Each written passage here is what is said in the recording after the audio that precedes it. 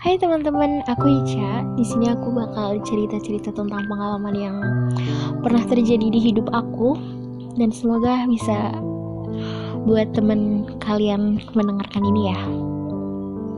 Selamat mendengarkan. Aku kira semakin dewasa aku akan semakin kuat untuk menjalani hidup. Tapi ternyata enggak. Aku justru kayak yang lebih sering nangis gitu. Entahlah, aku juga nggak tahu kenapa. Kayak beban tuh semakin berat, padahal aku nggak tahu itu bebannya apa. Kalian pernah ngerasain gak sih kayak kalian memikirkan sesuatu tapi kalian nggak tahu apa yang kalian pikirin gitu? Ternyata hidup segila ini ya. Aku pikir jadi dewasa itu menyenangkan, bisa punya banyak teman, bisa nongkrong-nongkrong bareng teman, saling cerita. Tapi ternyata kita gak butuh itu semua. Satu teman, dua teman kayak yang udah, oh ini nih yang bisa buat dijadiin tempat curhat gitu. Banyak dari kalian yang suka bilang ke aku, enak ya temennya banyak, enak ya banyak yang peduli dan lain-lain. Karena aku sering banget kan share screenshotan chattingan aku sama teman-teman. Dan asal kalian tahu itu kebanyakan teman online, dan kalau yang sering aku posting itu yang benar-benar teman deket yang sering ketawa-ketawa bareng, yang sering ngobrol bareng, bercanda bareng, dan emang sereceh itu. Aku nggak butuh banyak temanku guys. Aku jujur di sini cuman punya berapa teman ya, nggak banyak.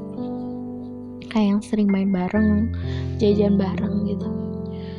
Di luar itu ya aku sendiri gitu. Kalau dibilang aku salah satu orang yang nggak bisa ngelakuin apa-apa sendiri, tapi sedang mencoba melakukan apa-apa sendiri. Hubungan toksik di pertemanan juga sering terjadi loh. Nah itu yang bikin kayak aku udahlah, kayaknya cukup nih gitu. Apalagi di usia sekarang, kita butuh teman yang benar-benar kayak intens banget buat kita. Mungkin bisa aku sebut pacar gitu. Banyak yang sering nanya kayak, pacar tuh ngeganggu pertemanan gak sih? Atau pertemanan itu ngeganggu kita pacaran gak sih? Tergantung siapa yang menjalani sih. Aku salah satu orang yang kayak aku teman banget nih. Jadi walaupun aku lagi sama pacar, kayaknya aku lebih intens ngobrol sama temen deh. Karena aku pikir suatu saat kalau misalkan aku udah putus atau mungkin aku berantem hebat, ya aku larinya ke temen kan. Pacar mah cuman ya di hari-hari itu aja gitu. Dan aku mikir lagi kayak sebenarnya kita butuh sih banyak teman buat kayak kita nggak bisa nih ngelakuin apa-apa sendiri, kita butuh teman yang ini nggak bisa, aku harus minta tolong ke teman yang satunya.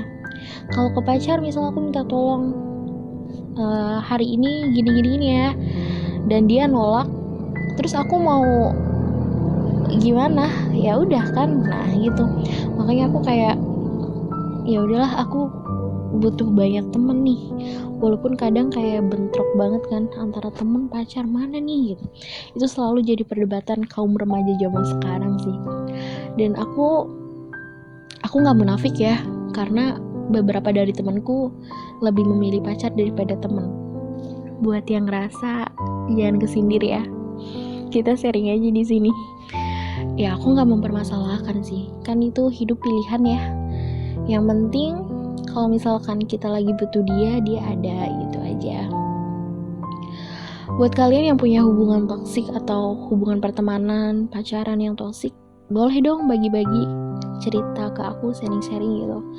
Barangkali itu bisa buat pelajaran hidup ke depannya gitu.